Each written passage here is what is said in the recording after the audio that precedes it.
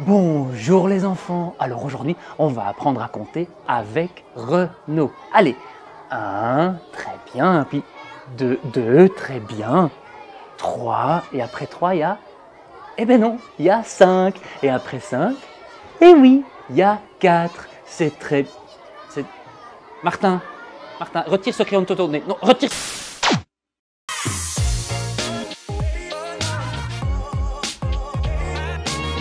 Pour ceux qui parmi vous n'auraient pas compris, la nouvelle Renault 4, elle est arrivée après la Renault 5.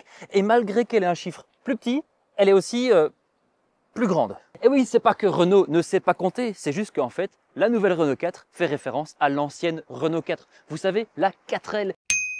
Et d'ailleurs, Renault nous ajoute toute une foulée de petites références qui font évidemment référence, eh ben oui, à la 4L. La grande calandre en polycarbonate avec son contour éclairé qui fait évidemment référence à la calandre de la 4L. Les butoirs sur les boucliers avant et arrière qui font référence au pare-choc en chrome de la 4L. Les 3 bandes sculptées dans les flancs qui nous rappellent les protections en plastique de la Renault 4 GTL. Le grand capot avec des lignes plongeantes jusqu'au bouclier. La vitre de custode séparée et les feux arrière verticaux, évidemment, de forme ovale.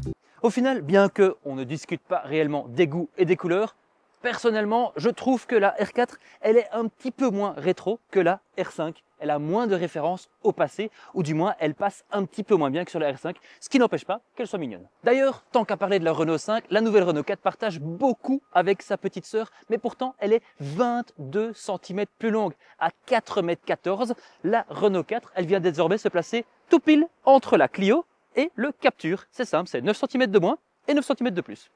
La R4, elle a aussi un énorme point commun avec la 5. Et oui, elle est aussi entièrement électrique et elle repose d'ailleurs sur exactement la même plateforme. Ce qui fait que les motorisations sont franchement similaires. En entrée de gamme, on a un moteur électrique de 120 chevaux sur le train avant et il est associé à une batterie de 40 kWh, ce qui lui donne une autonomie de 308 km. Au-dessus, on trouve un moteur plus puissant qui fait 150 chevaux et qui est évidemment associé à la plus grande batterie de 52 kWh. Évidemment, plus grande batterie, ça donne une plus grande autonomie, on a jusqu'à 409 km. Dans l'habitacle, on retrouve grosso modo la même planche de bord que sur la R5. C'est-à-dire qu'on a toujours cette planche de bord horizontale avec les 2 écrans. 7 pouces, l'instrumentation de bord de série ou 10 pouces sur le haut de gamme. Et bien évidemment, l'infodivertissement signé Google qui lui passe toujours via une dalle de 10,1 pouces. Alors c'est bien, mais par contre, on n'a pas le côté flash de sa petite sœur. Au lieu de cela, on trouve du clair sur l'entrée de gamme, un tissu recyclé façon jeans sur le milieu de gamme et un ruban jaune avec du faux cuir sur le haut de gamme. Pourtant, l'important dans la Renault 4, c'est l'habitabilité et le côté pratique. Ici, à l'arrière, on a autant de place que dans un Captur et ça, la R5, elle ne peut pas en dire autant, hein. Mieux encore, on peut même plier le siège passager en portefeuille, rabattre la banquette arrière et ça nous donne jusqu'à 2,20 m d'espace de coffre, ce qui fait qu'en fait, on peut carrément s'allonger. Mais bon, personne ne fait ça. Parlons du coffre. Il taille à 420 litres, mais il faut quand même noter que 44 de ces litres se trouvent en sous-plancher. Alors, c'est pratique pour ranger les câbles, mais par contre, quand on a le système son Harman Kardon, eh bien, on n'a pas cet espace-là. Autre chose importante à propos du coffre, son haillon est très grand et donc son seuil de chargement est très bas, ce qui est bien pratique quand on a des choses à porter qui sont très lourdes.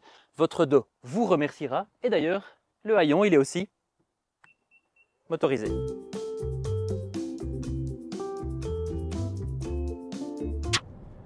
Pourtant, c'est sur la route qu'on reconnaît la plus grande différence entre la 4 et la 5. Eh bien, c'est le confort de cette Renault 4. Elle n'est pas sautillante comme la Renault 5 sur chaque petite aspérité de la route. Elle est bien plus confortable et ça lui sied d'ailleurs bien mieux avec ses capacités de voiture un peu plus familiale. Outre cela, on trouve tous les autres avantages des récentes Renault électriques, à savoir une conduite réellement fluide et une insonorisation assez bien travaillée. Ceci dit, cette nouvelle R4, elle ajoute un élément et ça c'est la nouvelle fonction One Pedal Driving. Alors on peut toujours régler la régénération au lever de pied avec les palettes ici derrière le volant, mais si on fait un coup en plus, on arrive dans le mode One Pedal qui, comme son nom l'indique, eh bien c'est la conduite une pédale. Donc on peut totalement lever le pied et la voiture marquera l'arrêt. Alors il faut noter que ce n'est pas la conduite une pédale la plus mordante qui existe, elle est même assez souple et donc il faudra bien anticiper, lever son pied et toujours bien regarder ce qu'on a devant nous pour arriver à marquer l'arrêt au moment où on le désire. Et cette conduite une pédale, évidemment, elle aide à l'efficience de cette voiture. Et comme la Renault 5, eh bien cette Renault 4, elle est impressionnante dans sa consommation d'énergie. Après plus ou moins 100-150 km d'autoroute, de petites routes de montagne et de petites routes sinueuses où, on vous l'avoue, on n'a pas réellement roulé avec un œuf sous le pied, eh bien notre moyenne s'est fixée à 13,6 kWh par 100 km, ce qui est réellement impressionnant. Surtout à savoir que l'homologation de cette version 150 chevaux avec la grande batterie est fixée à 15,1 kWh par 100 km. Donc bien évidemment, les 409 km d'autonomie de cette version avec la grande batterie seront pas facilement atteignables, mais on pourra s'en rapprocher assez facilement. Bon, on vous a parlé du design, on vous a parlé du côté pratique, mais pas encore de la chose la plus importante, c'est évidemment le prix. La R4 d'entrée de gamme avec la batterie de 40 kWh, elle est disponible à partir de 29 900 €. Pour la version avec la plus grande batterie de 52 kWh, il faudra compter 32 900 €. Ah oui d'ailleurs, on ne vous a pas dit, mais la fonction V2L qui permet par exemple de brancher une machine à café, elle est de série sur la Renault 4.